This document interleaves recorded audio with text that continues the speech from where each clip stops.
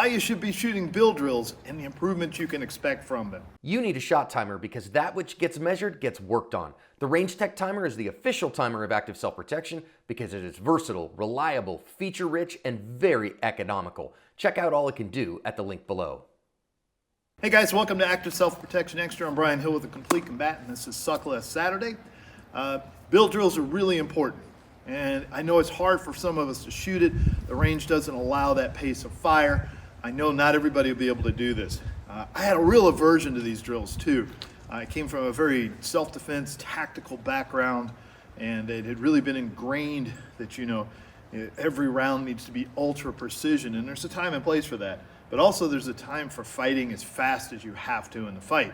Now, as a trained fighter, I knew this wasn't true, that you had to fight at the pace that people fight at. So a good fighter can throw 5 punches per second. I can't throw 3 really good ones and hope it works out. I have to be at his pace. So whether I'm punching or moving, it has to be at that pace. So it becomes a processing thing. And that's what you should be doing bill drills through, is to develop your process. You also want to develop your vision. Can I actually see what's going on? I find a lot of people in class, when I ask them what they saw when they fire more than 3 rounds, and they report they kind of blank out in the middle of it. That's not good. We don't want that to happen in a real fight.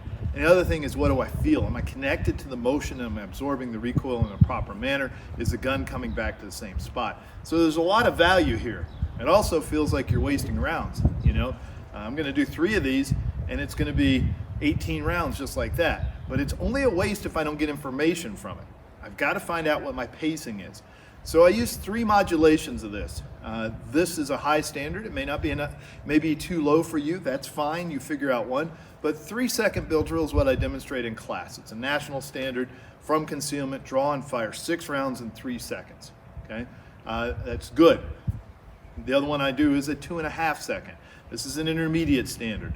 Draw and fire 6 rounds in 2.5, and then the master level standard is 2 seconds or below. You may not be able to do that. I've seen people do bill drills at 6 seconds. So I'd want them to do 6, 5.5, and 5 until they get better and push it down. 3 components of it are going to be the draw, all right, how well you get a good draw, and then it's going to be the splits in between it and how much you're tracking what's going on with the gun. Now, I'm limited on space here. It is me and the camera. That's the whole production team. So I'm way too close to do a bill drill. This is a demonstration of how to do the bill drill. If you want to see me shoot them at 7 yards, I have plenty of videos detailing that. All right, so we're going to work on a 3-second bill drill. I want to track the dot, so I'm going to really cue my vision. I want to feel the grip, so I have great control over it, and I want to stay in the process and see if I can predict it moving in the right manner, and if at any time I see something starting to change, I need to make a correction.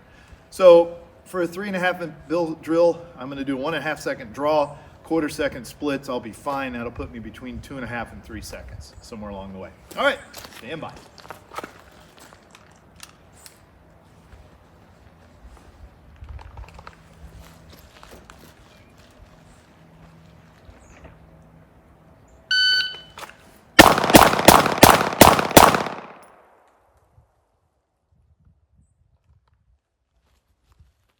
All right, just a tiny bit over, maybe 2 modulated, a 306, okay? And that was a 129 draw with a 36, 32, 35, and 39. That's what put me over. So it's a little slow, but it's incredible. It's a nice tight group. Everything's good. You get the idea, 3 seconds. All right, now I need a 2.5 second one. So if I look at that, I'm simply gonna cut off 0.05 on my splits, and I'll do a 1 second draw somewhere in that area, and that'll get me to where I want to be.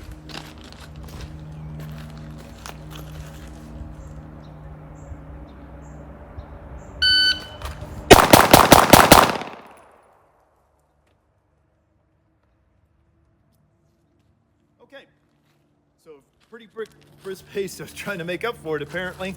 All right, that's a 210. All right, so between 2 and 2.5.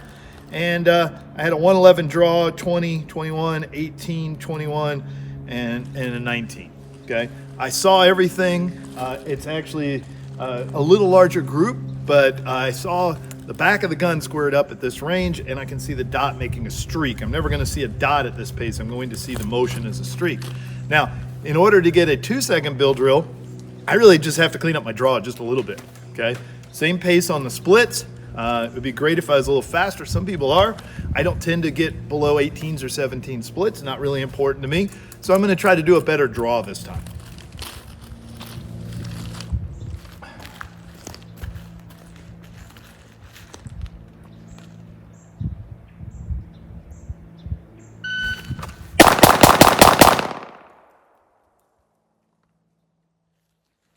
Not a great draw that time. A little fumbly, that's what happens when you start pushing, but it's a 198. Okay, and I do have one high.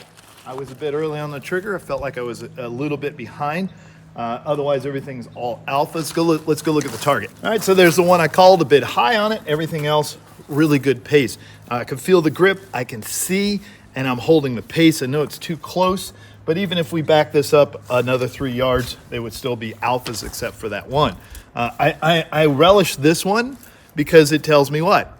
All right, I was either too soon or too late. This is too soon, so I want to make sure that I let the dot settle just a bit more and break this line. I was a bit early on it, okay?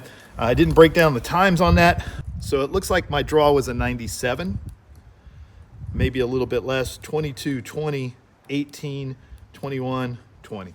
All right, so there's the numbers for it. But what a great drill. 3 rounds, I feel really connected. 3 sets of this, I feel really connected to it.